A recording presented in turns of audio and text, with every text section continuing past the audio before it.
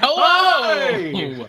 And welcome to DnDTime Brews. This is a fun little show that we do here every Wednesday, but sometimes not on Wednesdays. Sometimes we do other things on Wednesdays. But today we're doing DnDTime Brews, and on this show, we make all things Dungeons and Discuss Dragons. all things Dungeons and Dragons? Yeah. No, we make all things Dungeons and Dragons. We're not discussing today. There's no discussion.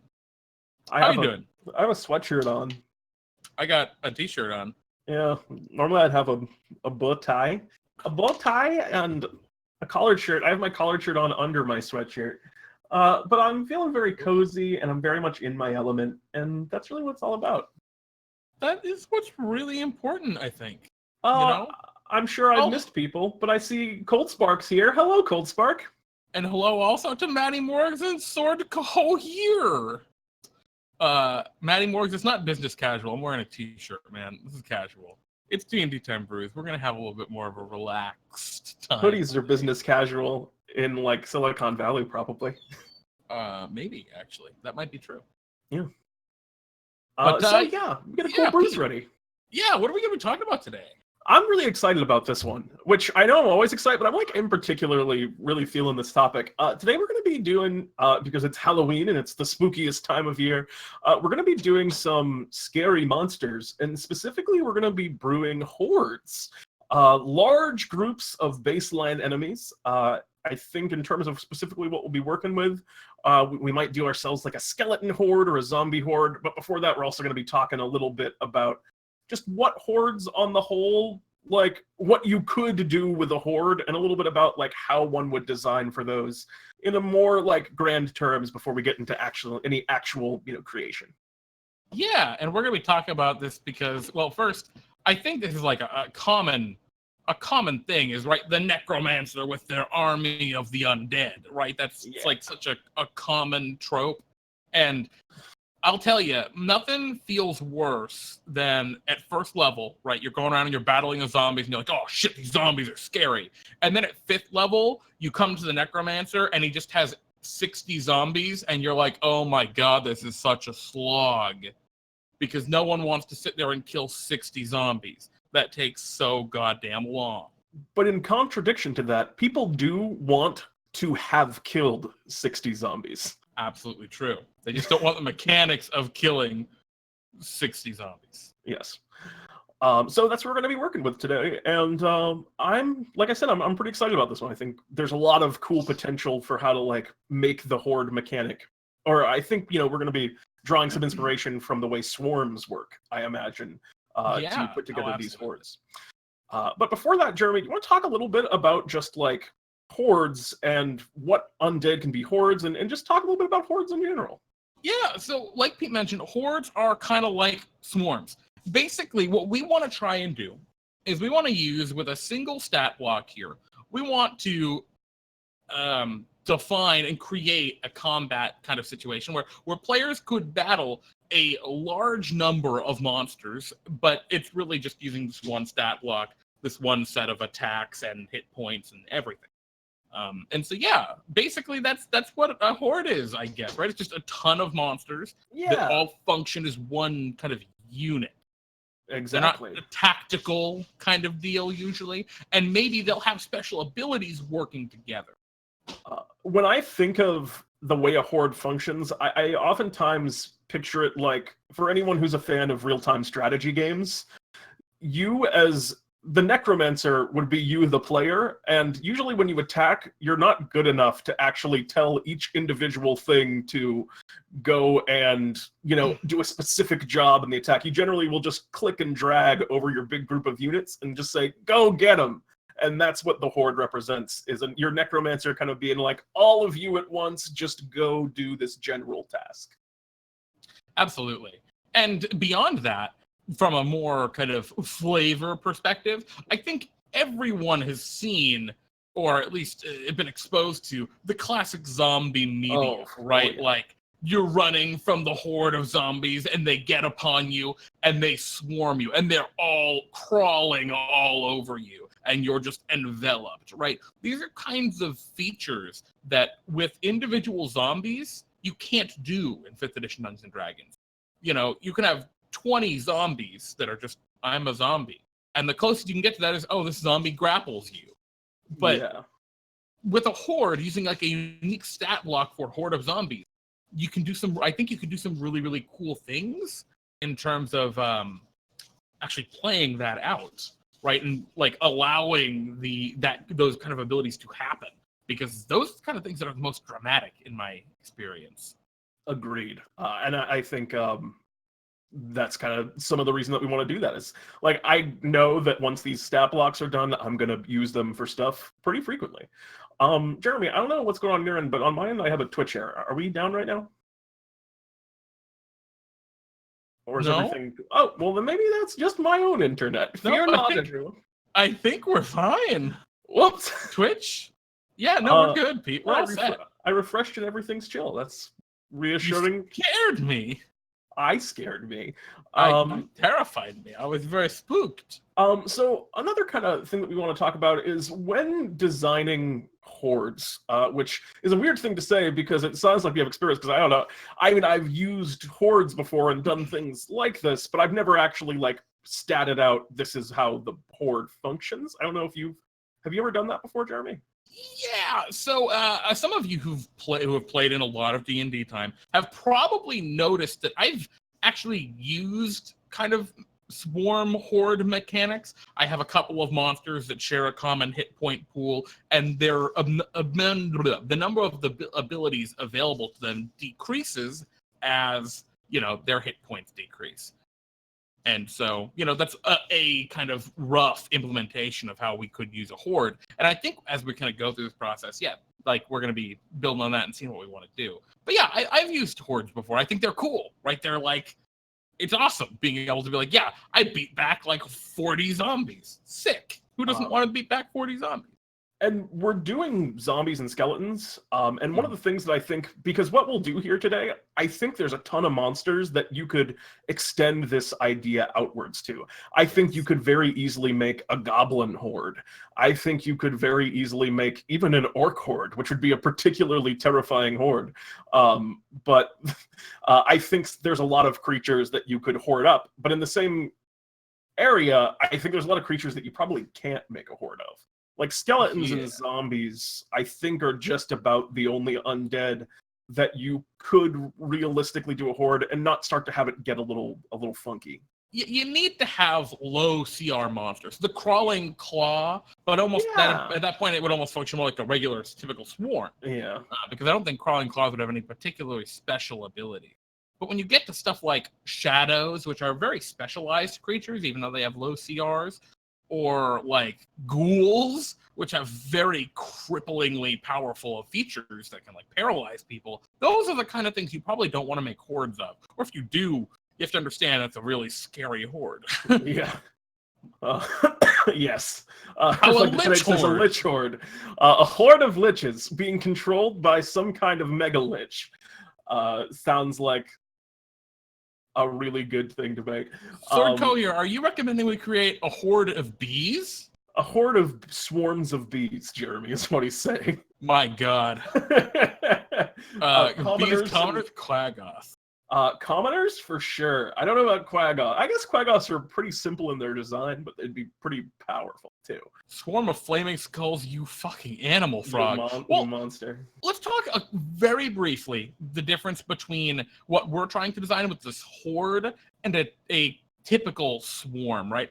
Swarms are something that exists in 5th edition Dungeons and Dragons. It's got a set of kind of mechanics to it that help to define how it works. So all swarms have resistance to bludgeoning, piercing, or slashing damage.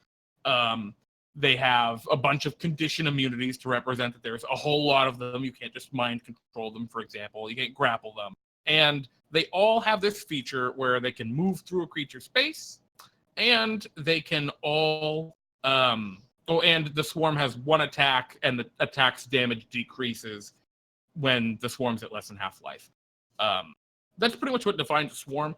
There are a couple things, Pete, and correct me if I'm wrong here, or actually if you had a different idea, but I was really thinking that we were going to kind of go against the grain for some of these. Maybe we'll keep some of the concepts, but for example, one attack that's very typical of a swarm. I like the idea of like the horde having a lot of attacks. I'm on the same page for sure. That feels scary. Like honestly, what would even feel right to me is I was almost picturing the horde can attack everyone in the horde.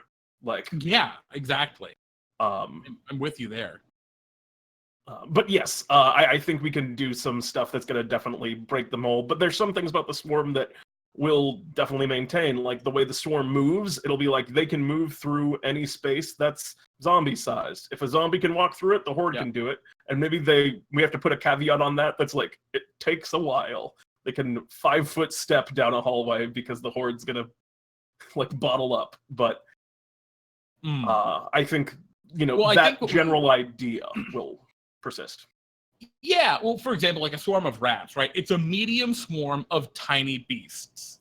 And I guess the idea, right, is like they'd be squeezing if they had to go through a space that's too small for a tiny creature, and that's why it'd be small. How they go slower. Squeeze is like half speed, I think. I think we're going to use those mechanics.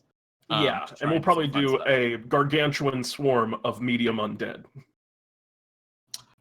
Yeah, pretty much. I think that's the direction we're going for. What's interesting, Pete, I don't know if you were aware, but in the Ghosts of Saltmarsh book, they did create a skeletal swarm to try and make like a horde like deal of skeleton.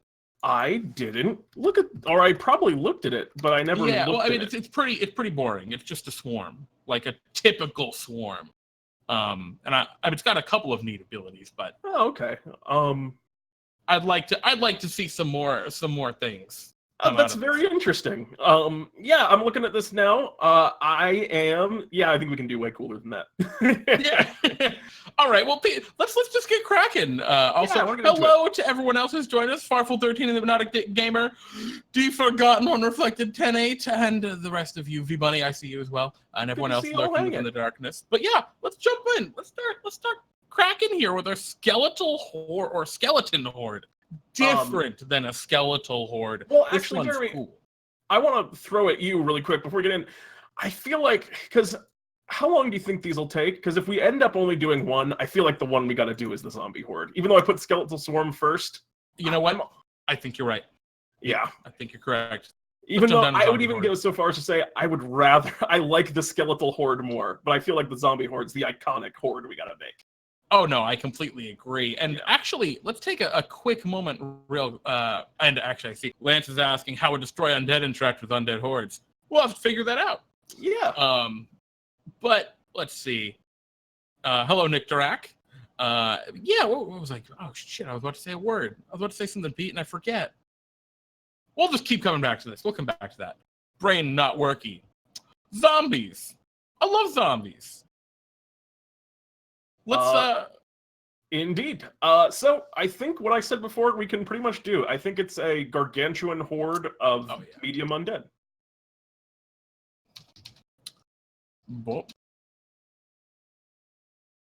And I don't believe zombies have anything necessarily. But normally zombies are neutral evil. But I think we can keep that for this. I think a horde is kind of inherently chaotic though, right? I don't know, like to just kind of like go in the same direction as like if anything they're lawful because they hang out. They'll just I guess the idea is they'll just kill anything they run into. So I'm okay with nuclear. We're fine with that. I'm gonna open up the dungeon the monster manual here. I had it on skeleton, but we're gonna jump over to page 317 where we can look at the zombie. We don't have any pretty zombies, do we? Oh, look at this guy. Look at him. Oh, what a great zombo. Look at him. He's so cute. Look at his face. When you get in really close, it gets pixely. I don't know why. I don't see any people in real life that get pixely.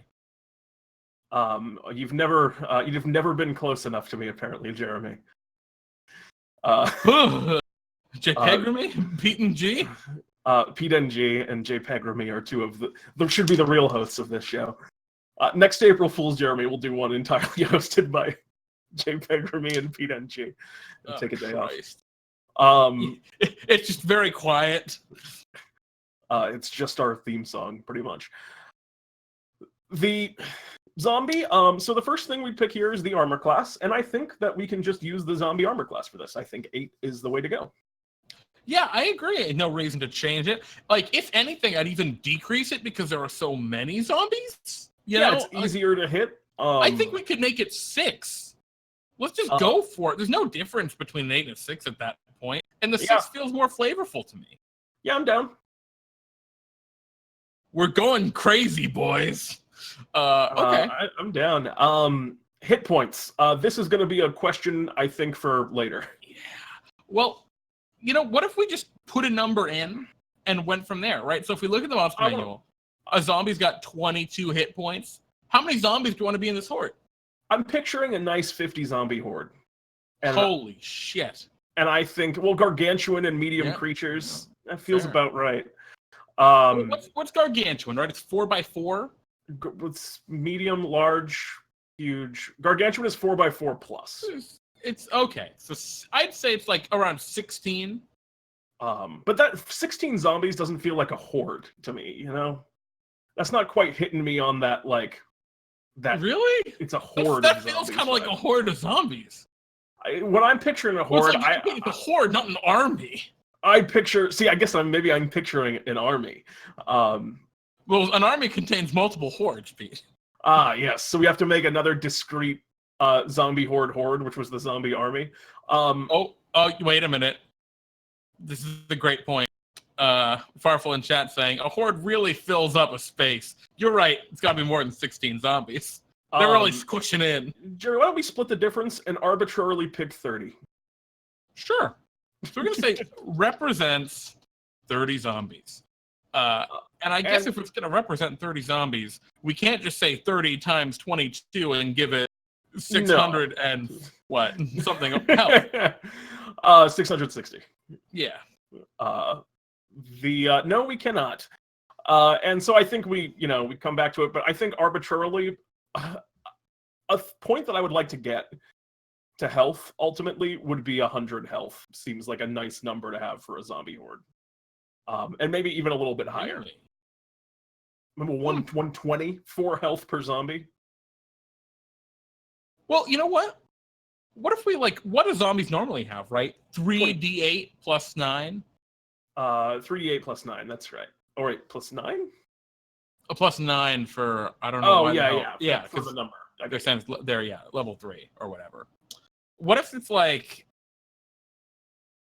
We'll come back to that. That's what I'm saying. We probably just need to pick an arbitrary number to represent it. 666 hit points. Gotcha. How fast is the horde? Slower than a 25? Zombie, but faster than a I think we give it 25. Wait, faster than a zombie? Zombies are 20 usually. Oh, are they really that slow? Oh, they're 20. Yeah, 20. All right. Okay, sure. I can get down on 20. So it's 20. They can't burrow or fly. They can't swim. So 20. All right, we're happy there. Strength. I see the chat's in favor of lots of hit points. Yeah, so I think for the most part, the zombie stats are pretty flat. But I think there are a couple of things that I'd love to see here, right? Strength and numbers. I think we should have that strength be higher than 13. You want to buff up the horde much higher. Yeah, because the attacks are representing multiple things attacking, and you're more likely to get hit. So I think it's, part of it's going to be a bonus and then to hit from the proficiency bonus going up, because it's going to be a higher CR than a zombie. But also, I'm down to, I would go so far as to say, 16 or something like that. Yeah, I like that, right? Because what we're saying, right, is for every 10 zombies, we're increasing that bonus by 1, maybe. That sounds like a cool metric in my head. Yeah. So get behind that. I'm cool with saying 16. They're not Titanic because they're still zombies. Dexterity. I think that dexterity it's already a 6. Can it be any worse? It could be a 4. I think 6 is fine, just to represent how bad it is. Yeah, it's bad. It's pretty terrible. They have no natural dexterity. It's -2, right? Yeah, -2. Con is 16 normally, and I think that we can keep. Sure. Yeah, I think that's all right. I was And thinking maybe we can buff that up, but I think it's fine. I think you're right. And I think the mental scores 3, 6, 5 are also fine to keep. I agree. The zombies are not any smarter in numbers, nor are they more wise nor charismatic. Though I could see if you were being like a goblin horde, for example, maybe the goblins are smarter in groups. Yeah, I could maybe see that. There's more of or even like more charismatic. They have like more force of will because one of the goblin things is nimble escape, and they run away if they're like isolated.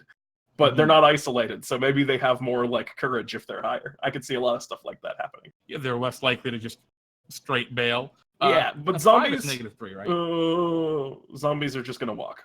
Yeah, I agree. 5 is -3. Let's talk saving throws, right? Zombies have a proficiency in wisdom saving throws. Which I guess we keep. Why? I don't know why they have it, but I think it's funny. Maybe the idea is it's hard to control them because they are truly mindless? That makes sense. You Like- sold me on a thing I already sold on. I'm just trying to like understand the thinking there, but it's plus a number. Skills. I don't think zombies have any skills. The Horde has Crap. nothing. I'm seeing some comments in chat come in real quick. Maddie Moore is saying, probably note difficult terrain immunity. Yeah, that's an interesting question. Do they have difficult terrain immunity or do they not? Can they like swarm over it and they kind of like go around it like the water, or does that slow them down? Yeah, So I think we can list this here under the features. Boop. We'll give it I guess we'll just put it down there. Also, Cordyceps Hive, Horde of Undead Entothropes. Oh goodness, I don't know, Frog. We're not working on. We're starting with the zombie, the quintessential horde. We'll figure out what we need other than. Yeah, don't give us any more than we can bite off. That worked. That's fine. V Bunny likes the dex being 4. I kind of do too. If your heart's on it, then I like not going to stand in your way. They because like normally, I imagine the 6 is right. They're just kind of ambiently waving around, and that's how they accidentally dodge. But they're so jam packed together that it's even harder. Like even if you miss. Matty Morgs is saying this. I feel like I like this more, which is keep the score, but give disadvantage on dexterity saves, which keeps it simple, but shows the horde can't split up well. That feels more accurate to me because it's definitely the zombies in the middle aren't getting out of that fireball. Yeah. So, Blood was saying, let them ignore difficult terrain at a health cost. That's way too complicated. As a dungeon master, a lot of times you're going to be running a horde and probably also a big bad guy and maybe his lieutenant and maybe a couple of and a lair. And oh man, you're not gonna. I said his lieutenant, his or her lieutenant. Thank you very much. And yeah, that's just going to be too much to try and track everything and then your players. A thing that I did want to put on this, Jeremy, which I'm putting the horse before the cart on this one. But I always had an ambition here to like maybe throw some legendary actions on this horde to represent horde-y kind of stuff. And I would love to be able to like break off a zombie around, so like a zombie can go rogue. And it just becomes a zombie at the cost of like whatever we decide a zombie's health is worth. Oh, that's so complicated, though. Oh, it's not complicated. It's actually, I don't think that's complicated at all. It's just a zombie stat block. It's just another thing to track, though, is the problem. Yeah, but the reason we want a horde, right, is because we want players that are higher levels to be able to take on lots of zombies. You know, and it still feel like a fight and not just a slog. I feel like adding individual zombies into the mix will just be like, why the hell is there a zombie here? Like a regular zombie now. You know? I disagree, but we'll come back to it. I'll make my case for it when we get to that point. Well, let's just keep working our way down, and then we can get into the juice of this, because I think we're going to have a lot of cool features for this that I'm very excited about. We'll just put it in number. We don't know what the challenge rating is yet, Pete. Oh, you're right. Tisk. Yeah, you got it. Damage vulnerabilities. Do zombies have any normally? They don't. Nope. They only have poison immunity, which they should continue to have. Yeah, so I don't think they have any vulnerabilities, even as a horde. Do they have any resistances? Now, typically, swarms have resistance to bludgeoning, piercing, and slashing damage. I don't think we want to do that here. We might.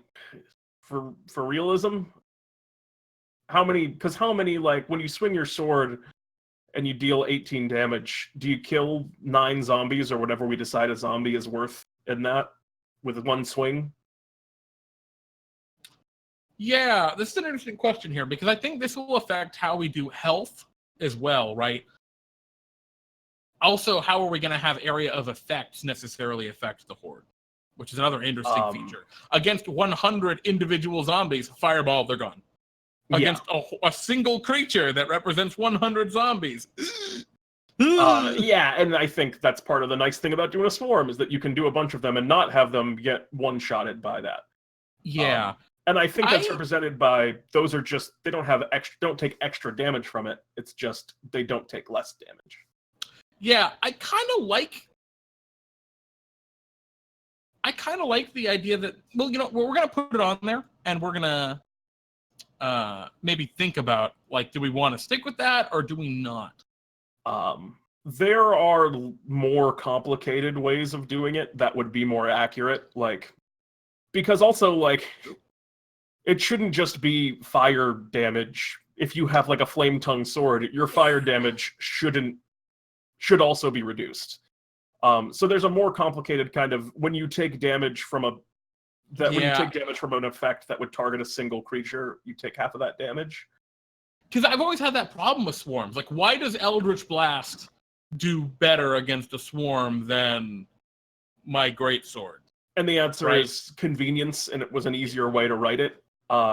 Which maybe that's enough, but we'll keep moving from here. And I wanna like highlight, this is I don't know if we need this personally, but we'll get to it. Farmel 13 says, I don't think the swarm should represent a specific number of zombies. Yeah, I mean, that's just my way. Thinking purposes, that's just the way I think about those. But all right, so damage immunities. Are we going to give it any immunities? Poison, right? Yep. I think that's fine. We don't really need to add anything else. Condition immunities. Poisoned condition. Condition immunities, it would be immune to the same conditions that swarms are usually immune to, which is a big old chunk of them. Probably. I guess we'll have to look and see. Yeah, I mean, I'm going to put them up here right now because I have them readily available. Charmed, exhaustion, frightened, paralyzed, petrified, poisoned, prone, restrained, and stunned. I think I'm down on all of that. Yeah, the only thing is frightened. How does frightened interact with the cleric's I don't think turn? That, hold on a second, let me just get that, let me just look at the feature rather than guess.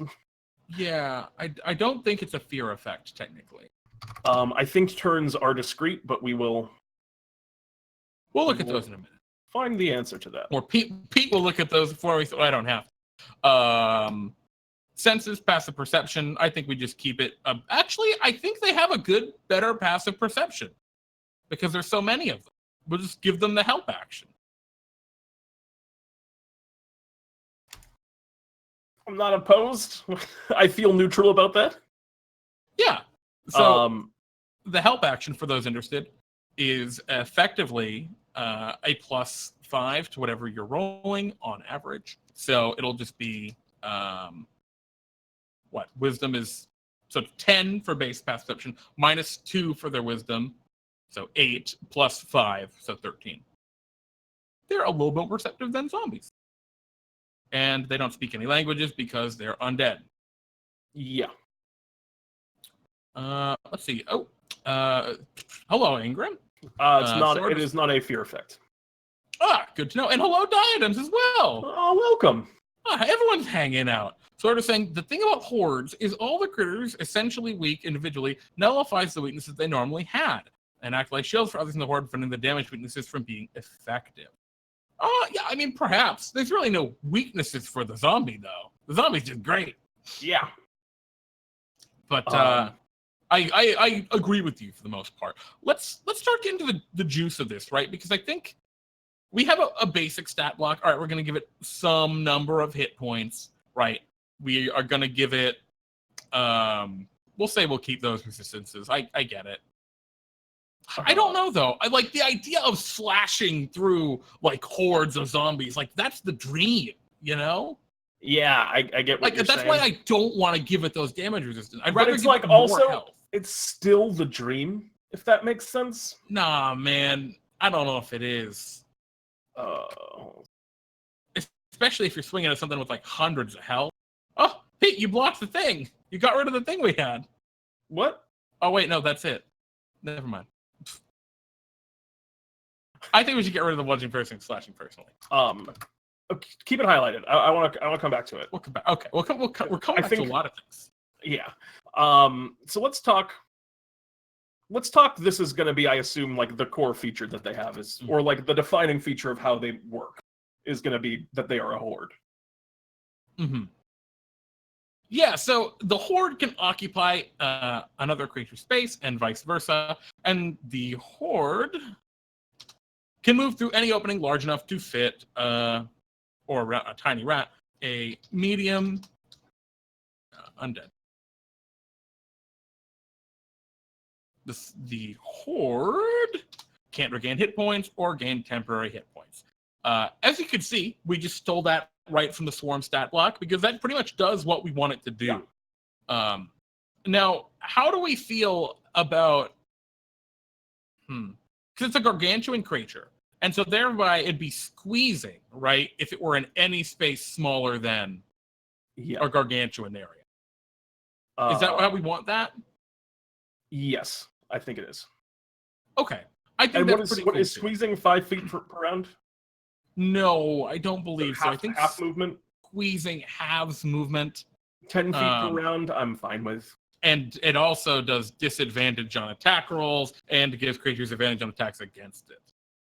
That I'm less down on because it feels like if they're going through, for example, if they're walking through a door frame, and like flooding into a chamber. The horde can't regain hit point while moving through. We'll add some text on here. An area or an opening smaller than what size do we want to pick? 10 feet? 20 feet? 20 foot is gargantuan. Yeah.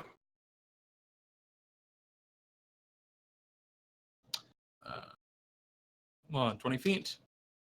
The swarm moves at half speed. Or the swarm speed is half.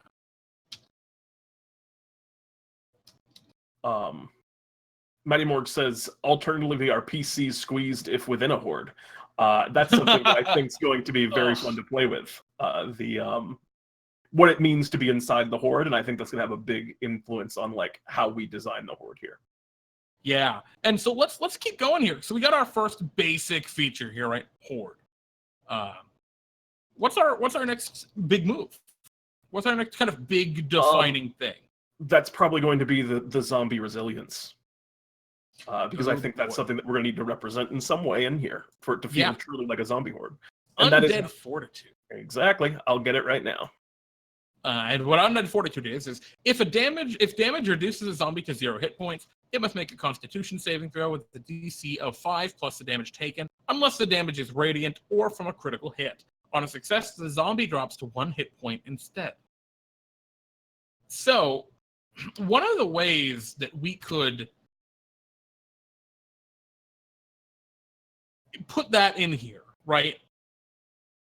We could have it like, we could put that damage reduction, right?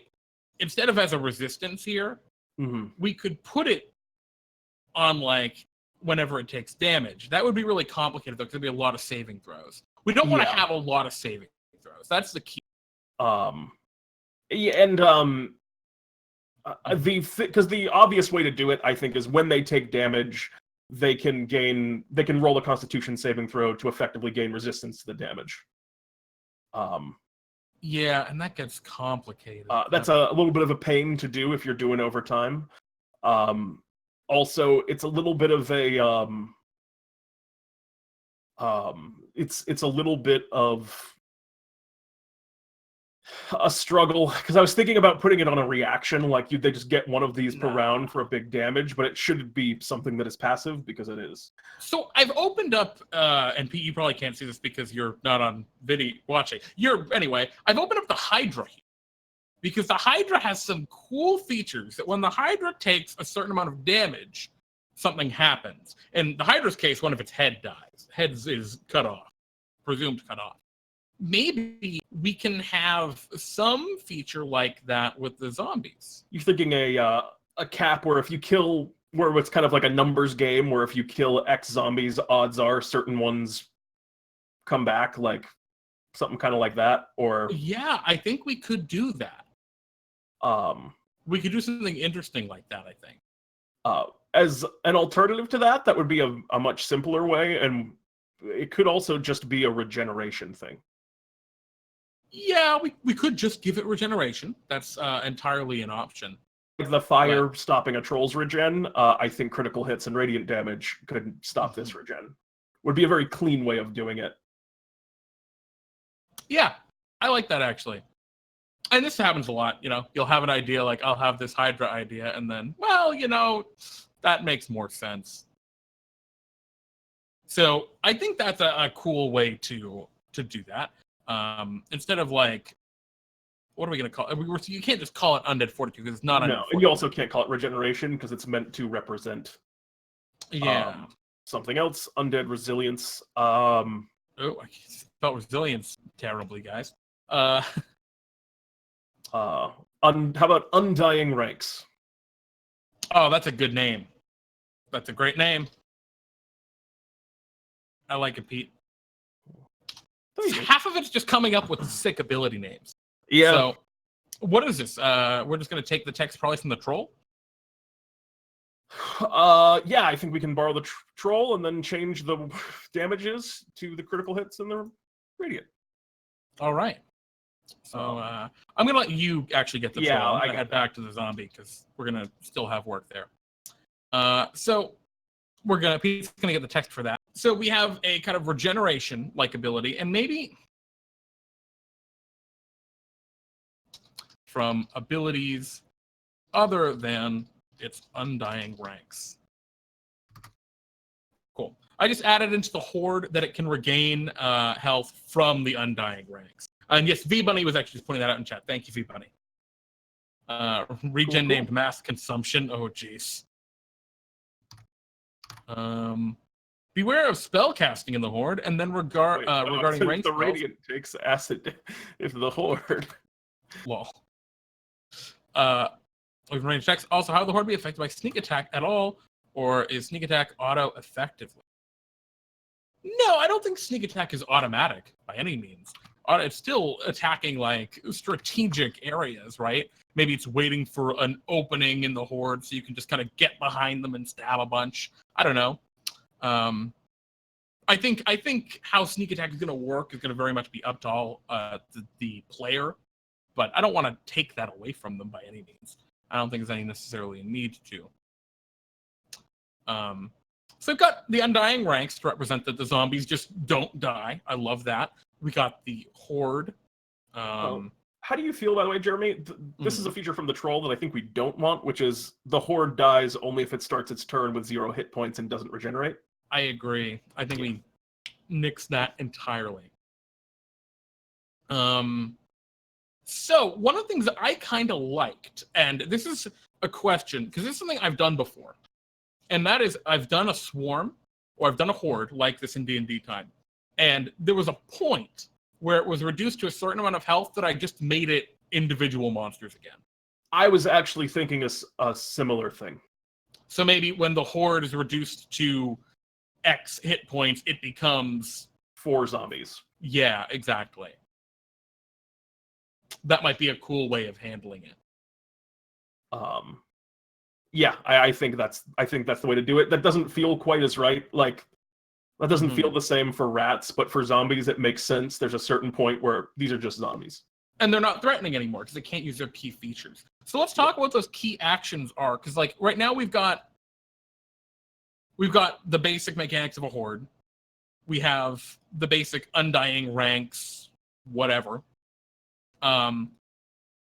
Let's talk about their attacks. So zombies have one attack typically, slam, right? It gets their strength plus whatever. So it's got a +3 plus their proficiency bonus right now. Yep. It's got a 5-foot reach, which sure. It's got one target and it hits 4. How much damage? 1d6 plus their strength. So 1d6 plus 3 in this case. And it's bludgeoning damage. I think we keep this as their kind of core attack. That Agreed. sounds about right to me. Let's give them a multi-attack right off the bat. Because it needs to have a multi-attack. And this is where I think we're going to get really interesting. What did you have in mind for the multi-attack? So let me throw this at you as a first pass. The zombie horde may make a slam attack against each creature within its space or within 5 feet of it, within range. Probably the best way to phrase that. May make a slam attack against each creature within its reach. Cool. I like that. Just straight up. Yeah. Really neat and finesse way of handling it. But works out really well. Now, do we want to let it use other abilities as well? Additionally, I can't type, guys. The horde makes. Yeah, cool. Because one thing is, I list that as ... because we haven't come up with what the other abilities are. this slam as a 1d6 damage attack doesn't feel like enough, even with like all of these attacks it makes. Because I'm picturing, it's the horde's there and you're fighting like a high level party, because this is meant to probably be like, what are you thinking for a CR? Let's talk that a little bit. Like, how all right, tough let's is the talk horde? about level. I think CR 6 or 7, maybe. I was thinking a touch higher, but I was in that range. I was thinking like 8 or 9, but I'm down to say like 7 would be the CR for something like this. Yeah, and so we're gonna just put that on here. Challenge rating 7, and it's gonna be some number of XP. I don't know, 3,200 maybe. If you know off the top of your head, then tell us. It is 2,900. Son of a gun. Oh. Anyway, and I like that because it's so. Anyway, I just like that. It's scary. It's definitely a menacing creature. Let's talk about like how much damage it needs to put out to be threatening to other creatures. And here's the problem with this multi-attack, Pete, right? What happens, right? Like, how do I put this? What if there's one person in the horde, like against it? It can make one attack? Yeah, exactly. And that's why it feels, incorrect. And maybe another way to do it, like, I like the idea of this mechanic, but maybe it doesn't just work in functionality. Maybe it makes a number of slam attacks based on its health, like the other ones have a reduced, the other hordes have a reduced damage when they're at a lower health. Like once they get down to half HP, their damage halves. Maybe there's multiple stages, and it's just they make less attacks. Yeah, I don't mind that at all. I think that's a pretty interesting ability. That might I don't want to do better way to something multi-attack. Yeah, I don't want to do something that's totally positionally based. Like, I don't want it to be based on the number of like squares around you, because at that point you might as well just be doing regular monsters. But maybe there's a maximum number of attacks it can make against an individual creature. So maybe it makes. What if we just say the horde may make up to 8 slam attacks against creatures within its reach, no more than 4 of which can be against the same creature. It's not perfect, but I think that's a pretty decent way to look at it. Yeah, I think that's closer to being like practically working and being what we want to be. And how do you feel about, in terms of like damage output?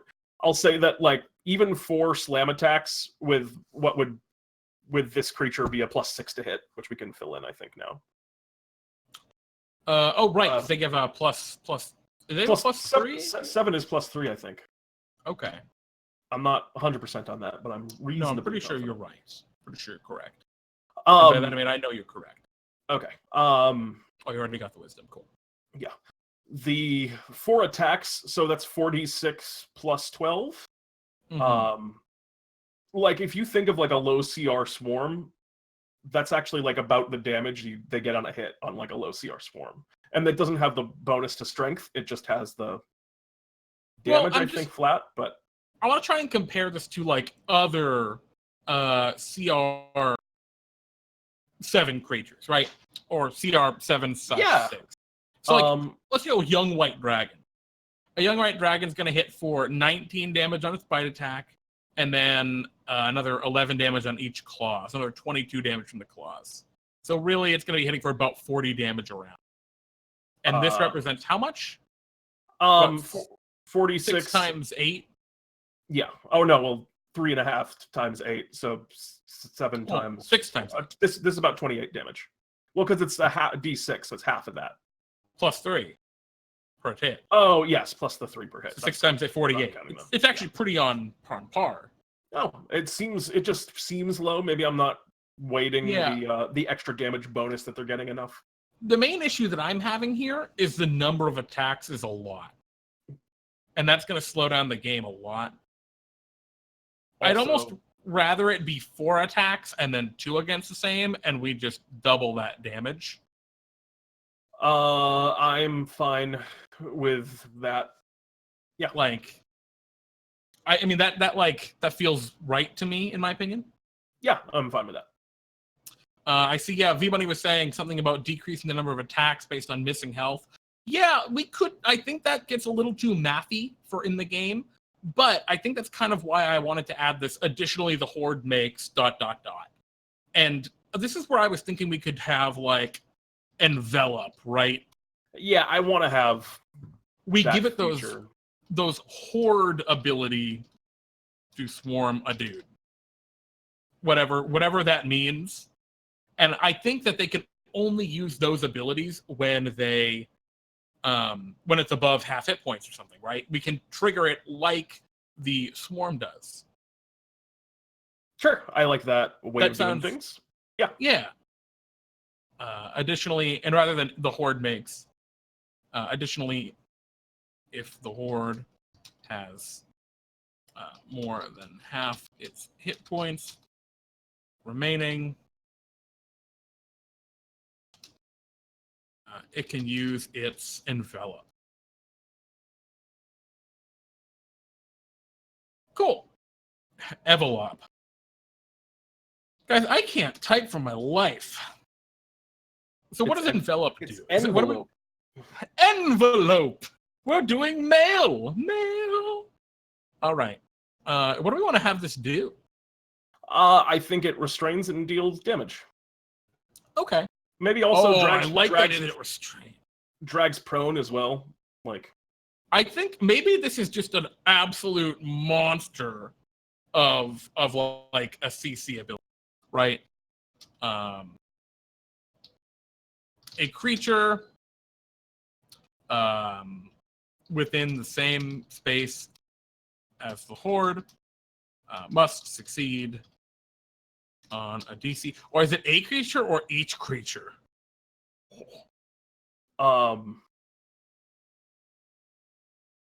Each creature does seem pretty cool, and I like that a lot. I think that's fine. Yeah. Must succeed on a DC X, probably Strength saving throw, or be knocked prone and restrained. I don't even know if it needs to have damage because the repercussions of that envelop, right? Like that's monstrous. And then put an escape DC on it. Oh yeah.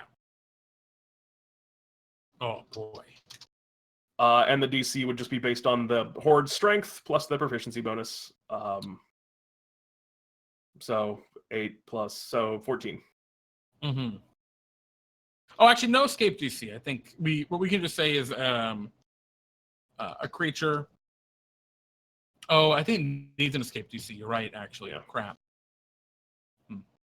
Because the problem with escape DC is they have to use their action to get out of it. Yeah, and that's what makes this feature so vicious, I think. Yeah. Yeah. All right. So what's that DC? It's going to be 10 or probably 8 plus 3. Yeah, that's 11. 14 is our magic number. Cool. And the same for the escape DC, I would assume. Yep. And do we want to do anything else with this? It feels like it should do damage. It doesn't have to do a lot of damage, but it also just seems less cool if it's not like you're also getting bit. You know what I mean? Yeah. If it's just they're being pushed to the ground, that's like the style, but it seems like they should be getting like clawed and dragged at while they're getting, thrown to the ground as well.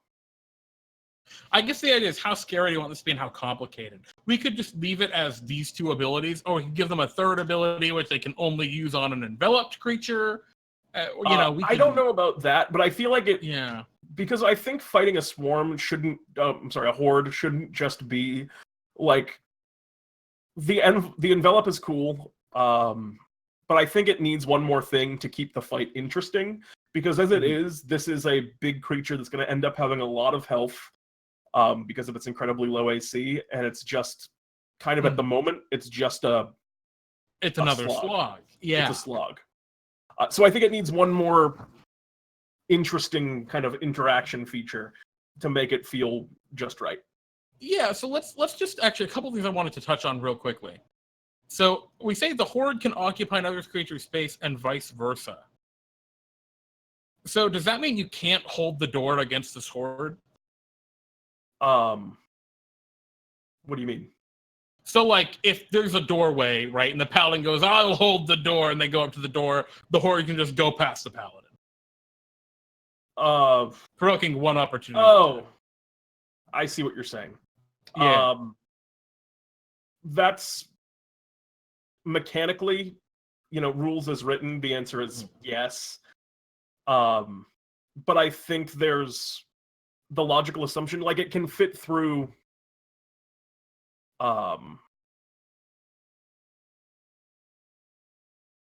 like it wouldn't be an opening smaller than that if the paladin was doing that. Like it wouldn't be a space that a medium undead could go through. You know what I mean? We'll just say, moving can occupy another. That's the key. It can occupy another creature's space. Is the key here. We want it to be more fluid than that. And the horde can move through any, we'll just say, unoccupied opening large enough for a medium undead. And I think that solves our issue. Yeah, I think that's good enough to make it clear. Because I think most people would interpret it correctly anyway. Yeah. But okay. Because there's other things that'll get funky. For example, what if they're halfway through an opening and you throw down the sluice gate? Can they not move because they can't move their body? And it's just right. There's going to be situations where logic has to you have to be able to just think, this is how this would work. I'm going to use my brain and not rely on the book. Because this is inherently funky. So, okay, so we have that figured out. We've got the regeneration. Let's talk about these damage distances. I really think we should get rid of that damage resistance. If Still you feel that strongly, against I'm fine with removing that. All right, thank you. And people in chat are saying this is terrifying as it is. V-Bunny was recommending we make it just one creature. Frog was saying envelop and multi-attack is already horrifying. A creature of one size larger. I would be okay with saying they can only get one person at a time with the swarm feature. I think that's something that could be brought down on. But I also don't want to put the caveat on it that they can't get another one. It's just in one particular action they can get one, and if someone else wanders in there, then I think they get that person as well. Farfel's saying he thinks it should keep the damage resistances. I'll stand by Jeremy on this one. I'm fine with it not having the damage resistance. Specifically with the zombies, I love the idea of cutting down the zombie. And that's just so anti to that. I mean, I guess I think the original point of them, right, is that AoE is more effective against swarms. That was like the original, I think, point of the resistances. And maybe we can still have that, right? Maybe it has vulnerability to area of effective features. I think that's something I was thinking that as well, but I think we want to stay away from that because then it makes, I think that would trivialize this fight in a lot of ways, where, for example, you can just toss out a 16d6 fireball against this thing. Like, yeah, it's a lot, sure, but at the challenge rating I'm battling it at, that's a pretty big spell still. The disadvantage on deck saves might be the way to do that if we're going to do anything. Oh, yeah. Yeah. Let's see. What are we going to call that? Sure. Clumsy? People are saying crit steal triple damage. Might be a little bit too intricate as much as I do kind of like it. Vito says this needs a weakness. No, it's zombies. This also has a ton of inherent weaknesses. It has a movement speed of 20. It's very slow. That's it. That's its weakness. It has a movement speed of 20. Well, I think the weakness is going to come in how many hit points we end up making this. Because the point here is we want this to be a very fast and terrifying battle. We don't want this to be the long slog. Yeah. And Pete, what was the number that you had in mind originally? Because we have at 30 zombies, 660 is the correct hit point total. My first number that I threw out was 120. Mm-hmm. Which is maybe that's a touch low for CR7 with a 6 AC. Oh yeah, no, it definitely is. I was thinking about like a quarter of this, so it'd be 180. Right? 180. Yeah, I was even gonna be willing to stretch up to 200 something, like 210, 220, 220. 220. Yeah, exactly. So 1/3. Okay, sure. 220 sounds good. Yeah. So, and we're ballparking here. We could go through the whole Dungeon Master's Guide, see our mechanics. Pete and I have a lot of experience, and so we can ballpark this. But if you are going to be building your own creatures, recommend really comparing them to other similar creatures or similar challenge ratings. That will definitely help you to get that number spot on. So basically, after the Horde has taken 110 damage, what happens? It no longer can use its envelop. Yep. That's a big feature. And what? It still does the same number of slam attacks. I don't know. I'm thinking, like, what if at that 110 damage, it just was no longer a horde? Whoops, I went too far. What if that's when it became its individual creatures? And then it's 5 zombies. Yeah. Yep. That's the number. That's actually kind of why I was thinking that, because rather than getting rid of the half its hit points, it just says and it can use its envelop.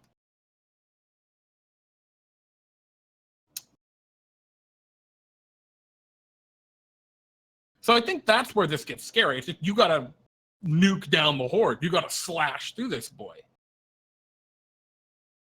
I like this a lot.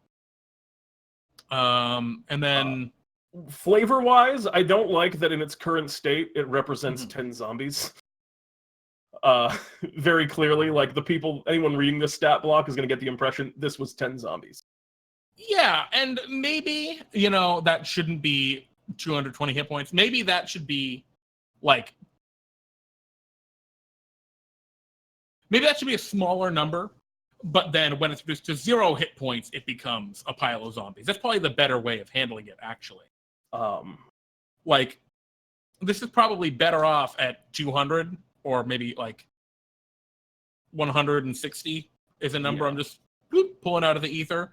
And then when it's reduced to 0 hit points, it becomes X zombies. Okay, yeah, maybe that's the way to do it. That's probably, I like that more. Roger Try was saying, take away that wisdom saving bonus so that they're super easy to turn. I would like to throw an alternative at you. Ooh, I like this, Pete. I'm liking what you're about to say. I don't know if you know what I'm going to...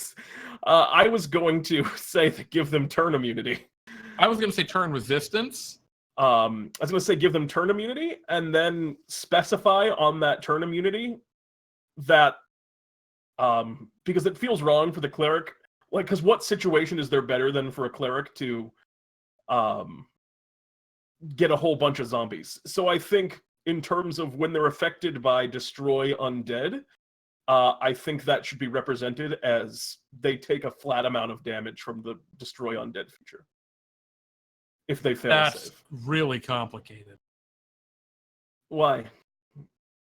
That's just It's not so dice. specific. It's not dice. Yeah, but I mean, so is the specific feature turn resistance, which is, it's just putting an extra thing on turn resistance, which already targets one. No, because the paladins also can get turn. You're right. I'm sorry. It targets 1.5 features.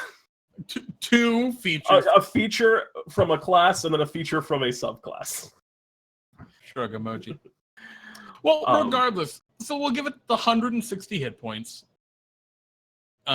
We gave it disadvantage on dexterity saving throws. I think people are being afraid of us putting things on this because they think that we're going to destroy them with it.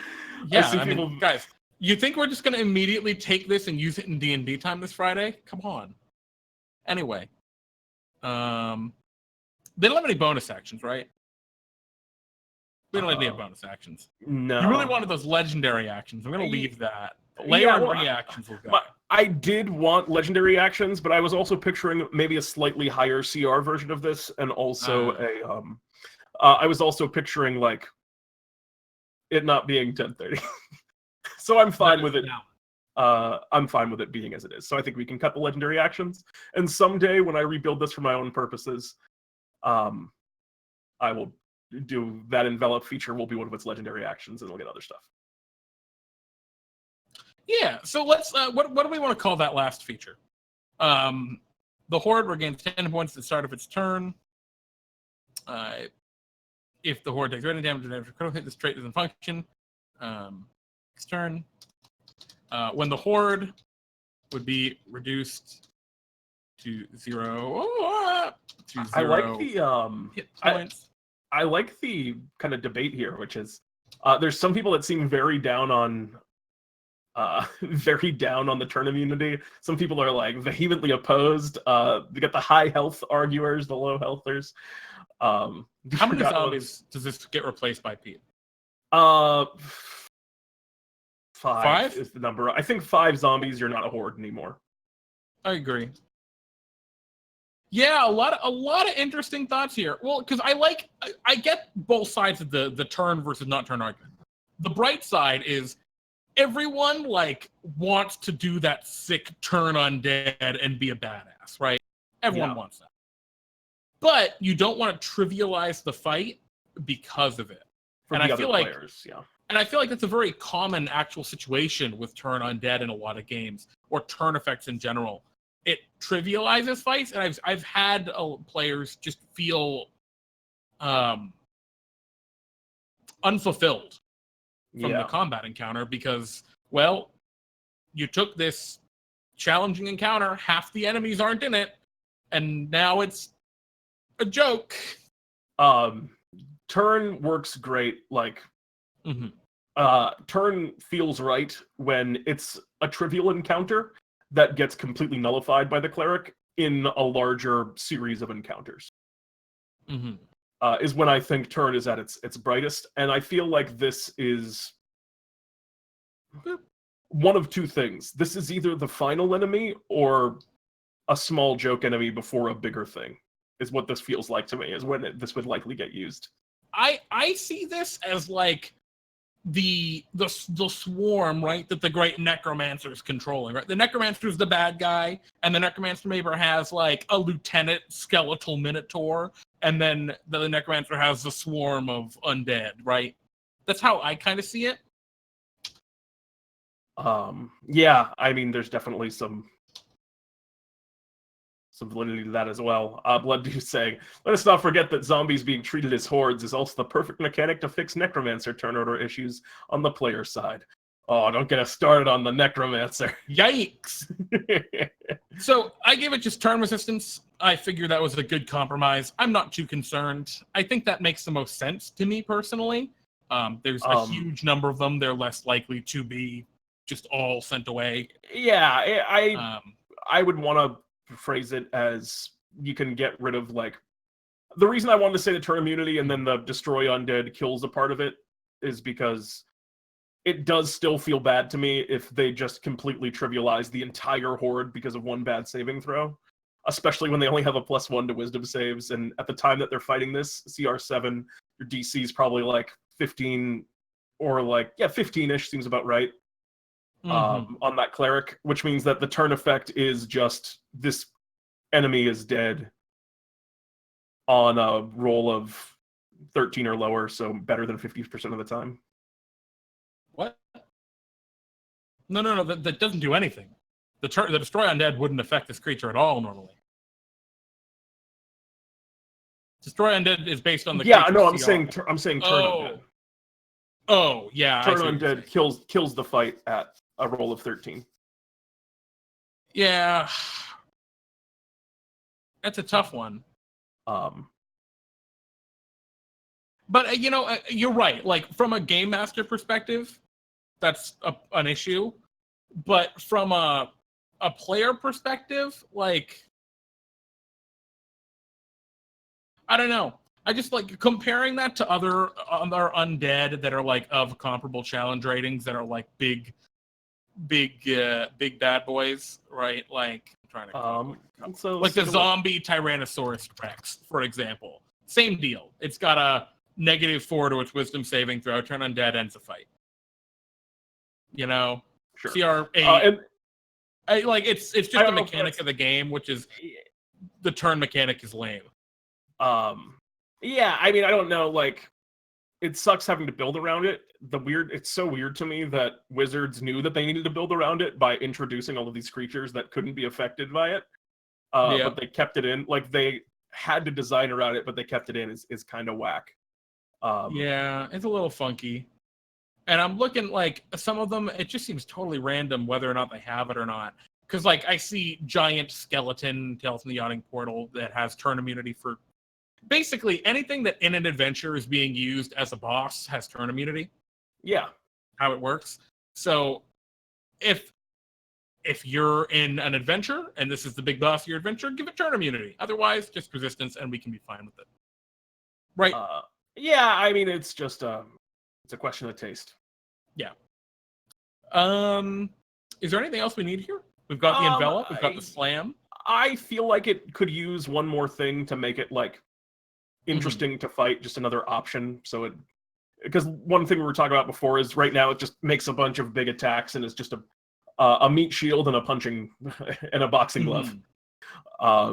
So I think it could use one more thing. I don't know if we want to mess around with that right now because I know we've been going for a little bit of a chunk already and we're kind of getting to overtime. And I don't have any. Also, I don't know if you do. I don't have any immediate inspiration for what that might be.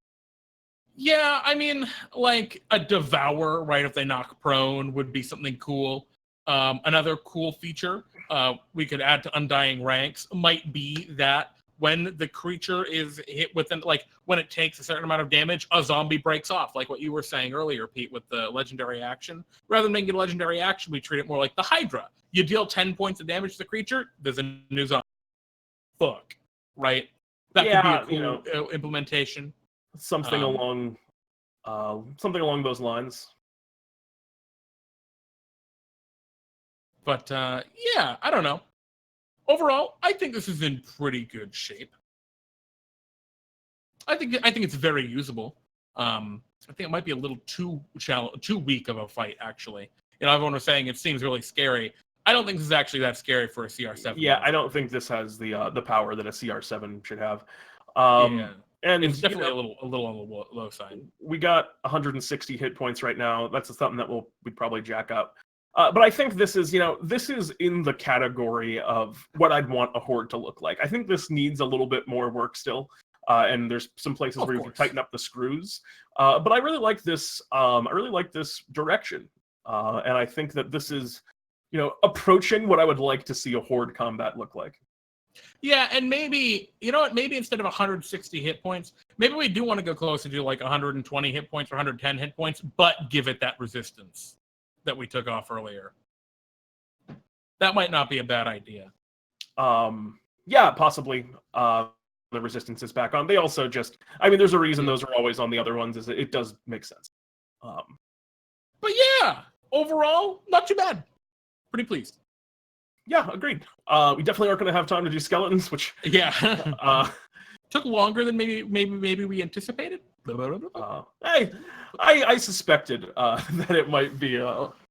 I figured it would either be brisk or about this length. V-Bunny, I want to point out a comment from V-Bunny here saying that the turner mechanic isn't lame because it was available to very few classes in the game, which are very specific, and he was kind of his idea is that he doesn't think it's right to put that on a monster because it punishes the people who have that feature. I think there's an argument to that, certainly, V-Bunny. I can see, both sides of the coin there. It's rad for the person who's using turn when it works, and they just like, I killed that whole enemy in one hit with my turn. But at the same time, you got to consider, like, there's also the other people at the table that feel like they get cheated out of a fight. It's definitely something that, if not, turn it's can a be lot really like cool. Banishments. Yeah, right? It's a very polarizing ability that can trivialize fights and make it feel unfulfilling for certain players. Which is why, if you look at all of, like, the modules, when you come to or an enemy that is a big boss enemy and it's an undead creature, it probably has some sort of turn resistance or immunity. A lot of them do. So that's just something to keep in mind. If this were a throwaway enemy in a dungeon, or I say throwaway, a random encounter, or a minion to a big boss, we wouldn't worry too much. But if this was the big boss, like Pete was saying, you can't make it a joke. It's got to be a real thing. Yeah. I think. A couple other last comments from chat here. We got Cold Spark saying, I like the idea of a zombie horde healing itself if it reduces a creature to 0 hit points. Yeah, that might be. I was gonna say that might be a cool feature to put on, like, a more legendary action based version of this. That's meant as less of a. This is more just like a bunch of undead rather than, say, like a bossish version of it. And then Blood Deuce was once again kind of saying, like, this should be a really tanky thing since it's a big pile of bodies. I agree. And maybe we're not quite there yet, but also it is still pretty tanky. And actually, I just realized if we wanted that damage resistance, we could have just had it be weapon attacks. Non-conventional, but yeah. I mean, would be clear. They've already changed their convention around with this through their errata. So yeah, strike stuff emoji. Yeah, stuff like that is like, also, if I was running this and I wanted it to be weapon attacks, I wouldn't say that it has resistance. You wouldn't have to write a stat block and be like, it has resistance to weapon attacks. This is for, like, so it's understood by everyone. But if you're running this and someone hits it with Eldritch Blast and it's like, well, that's a single target thing, that should count the same as bludgeoning. You can just have it work like that in a moment. Yeah. That's called being a dungeon master. Yeah, but it's not cheating. We're trying to make something that anyone could interpret and run this the way it's intended to be run. Is the idea? Yeah. So, and non-magical weapon attacks doesn't really accomplish what we're going for. The idea is you don't get all of your damage optimally because there are lots of things. Is the reason for the resistance. But anywho, I guess we're just about wrapped up. That's our rough hash on a zombie horde. I think it's very workable. I'm excited to see it in action at some point. Indeed. And yeah, I hope you guys enjoy this kind of thought process, because this is what it really is when you are building monsters from scratch. When you have a concept and you're hashing it out and seeing what happens. And Jeremy, let me throw at you the following statement, and you tell me what you think of it. Ask Pete and Jeremy. Oh wait, did not do it? Wait. I don't know. I can't hear it. I don't know if it ever actually goes. It's doing it now. It probably sounds horrible for you all when it sings Ask Pete and Jeremy. I'm so sorry. We always talk over that. It's Ask Pete and Jeremy time. Pete, tell the people what Ask Pete and Jeremy is. Ask Pete and Jeremy is a segment that we run every week here at the end, where people can ask us any question, be it a silly one related to Dungeons and Dragons, one related to just something that you wanted to ask us. And we go through and answer as many as we can in a short time frame. And our first question tonight comes from V-Booney, the spooky version of V-Bunny. And the question is, what is your personal favorite classes to play? What's your personal favorite class feature in the game? Classes to play, I know that my answers include Bard somewhere. I know I'm a big fan of the Rogue, and I know I'm a big fan of the Druid. I don't know. I like all those classes a lot. I'm transient. I change from week to week. Yeah, what is most same. appealing to me. So I unfortunately don't think I can answer that. I guess if I had to pick one, it'd probably be Wizard.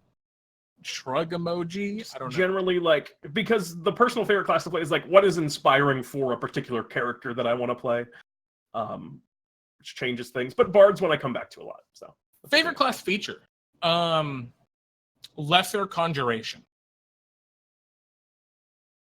or transmutate. Great pick.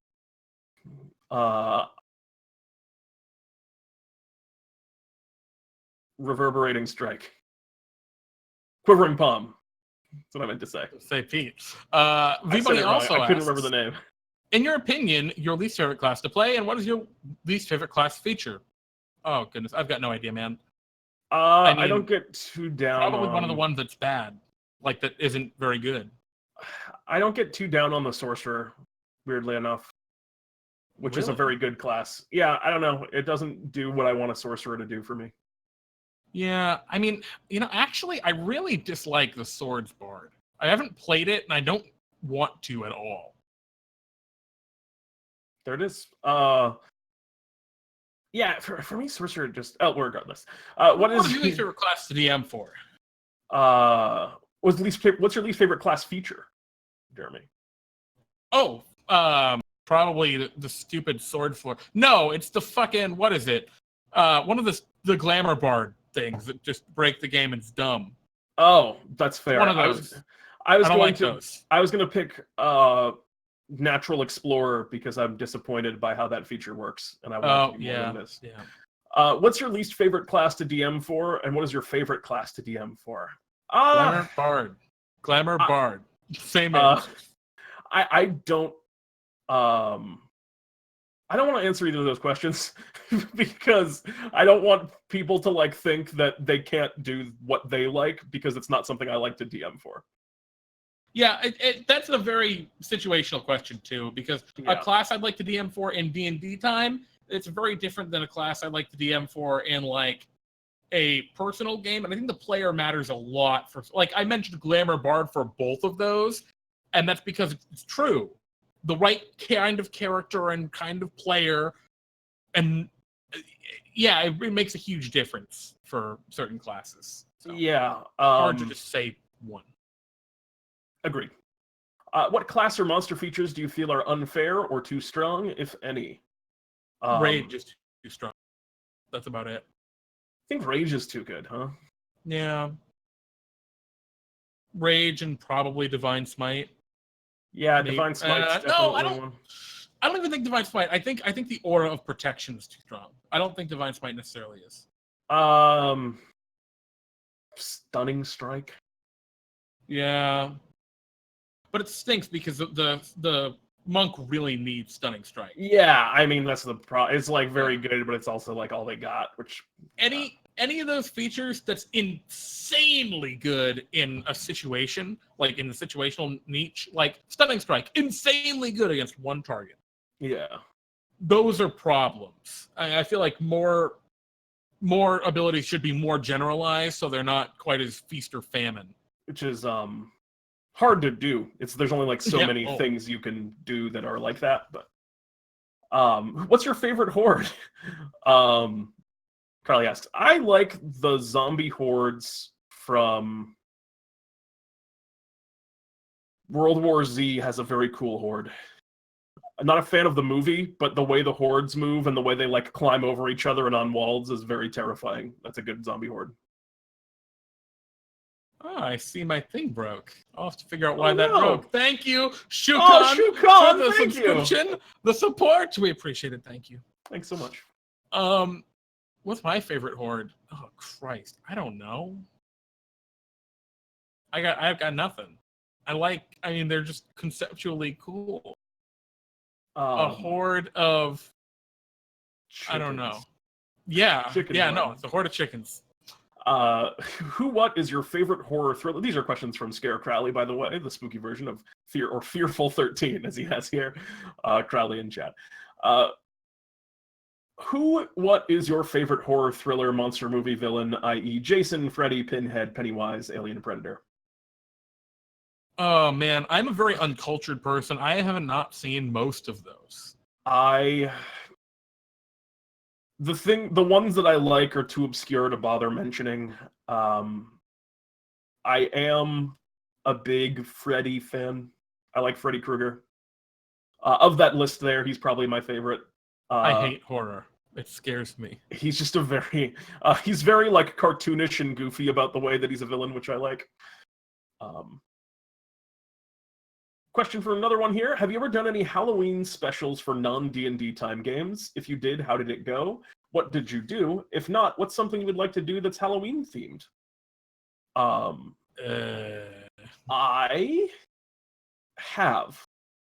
But when I run a Halloween game for my friends, which I do, I think, near annually. We didn't do one this year, but before that, we were doing it every year. I've been running Dread, which is a different game system, which is specifically designed to run in horror, and that's really good for kind of like one-shots and stuff. So I've never done a D&D Halloween thing outside of D&D.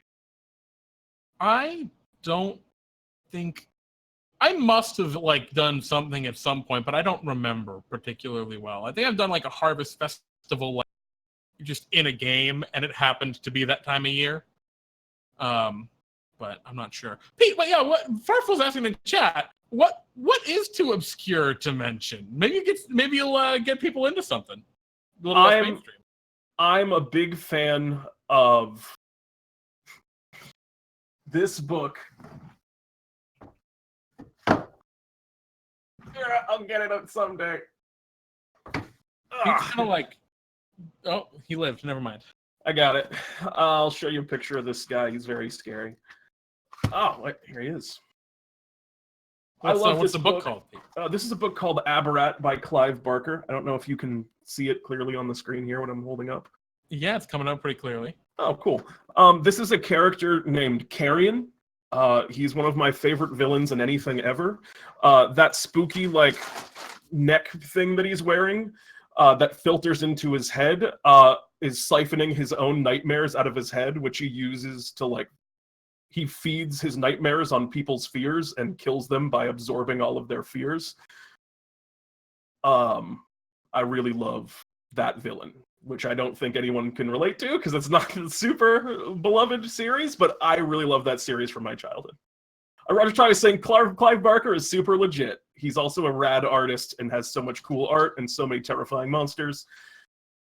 I love that book, and so if you read it, don't tell me that you thought it was bad if you didn't like it, because it would crush me. Another question by Fearful 13. What's the spookiest animal? The Manowar jellyfish. Yeah, it is. How do you feel about deep ocean? I hate it. I wouldn't want to go there, but I like the idea of it. I like that it exists. I would actually love to go into like the deep ocean in like a submarine. Oh, That's all. That stressed me out. So I'd be horrified. Yeah. What's the spookiest place you've ever been to? Probably one of those like old spooky, definitely haunted places back east. I mean, like there are so many really old buildings up in South Shore, Massachusetts. Like really old ass buildings that are definitely haunted. I don't have a cool answer for that one. I can't think of anything off the top of my head. Have you ever done a ghost tour? I have not. Do you? Have you? No. Do you believe in ghosts, Jeremy? My apartment's haunted. I do not believe in ghosts. I do have a lot of people I know that believe in ghosts. I do not believe in ghosts. Actually, I said that as a joke, but like actually the last apartment I lived with, it was I used to live, and it's fine that I say this because I don't live there anymore. It was the Gaylord up in Los Angeles on Wilshire Boulevard, and it was haunted. Let's see. Do you believe in ghosts? Oh, I'm sorry. Do you want to meet a ghost? Yes. The answer is absolutely yes. Mm-mm. I would love to meet a ghost because it would mean my entire perception of reality was like so small, and it would just like, if I could see a ghost, I'd also believe in magic, which would be a great way to be. That would validate my worst fears. So Oh no, I would be so down to meet a ghost. all of my subtle like psychosis. Anyway, Matty Morg says, I don't believe that Rebuke Undead formally exists in 5e. If you're familiar with what it did in prior editions, would you allow it as an option for clerics, paladins, and other classes? Say, the bard? I don't know the feature. Oh, God. I remember having the feature as a cleric in 4e. I don't remember what it did. So I'm not positive. I think it was kind of like a hellish rebuke, but like if undead attacked an ally or something, you could rebuke the undead and they would take the amount of damage equal to the damage they dealt or something. Maybe I'm wrong. I don't know. I mean, it'd be cool. I think that would be a much more engaging and interactive feature than Turn Undead, but I understand why Turn Undead exists. Oh my God, Matty Morgs asks, did someone say they wanted minis? I heard that people wanted minis. Please clarify. I don't know what this means, Pete. What's that mean? These. I dropped him. I got another one here. This little guy. But Pete, what did Matty mean? Because, well, see this little guy here, Jeremy, that I got? You see him? Yeah. If you like that and you're like, I want those, I want to have that, and instead of not having it, you could have that and others like it and a lot of different types of them. You could immediately after our stream tune into Matty Morgs' stream, who I believe is going to be giving some of those away for free. For anyone interested, I believe there is a mini raffle on Matty Morgs' channel tonight. And also, there are all sorts of opportunities to get minis with Matty. Minis with Matty felt really good to say. I don't know if you've ever specifically... Yeah, Matty, you need to just make that segment called Minis with Matty, because that's a bank name. Right to say. And Matty, I will only charge you $3 for that great line there. What? It's the price. That's what it's going to cost. That's a weird number to... Anyway. $3.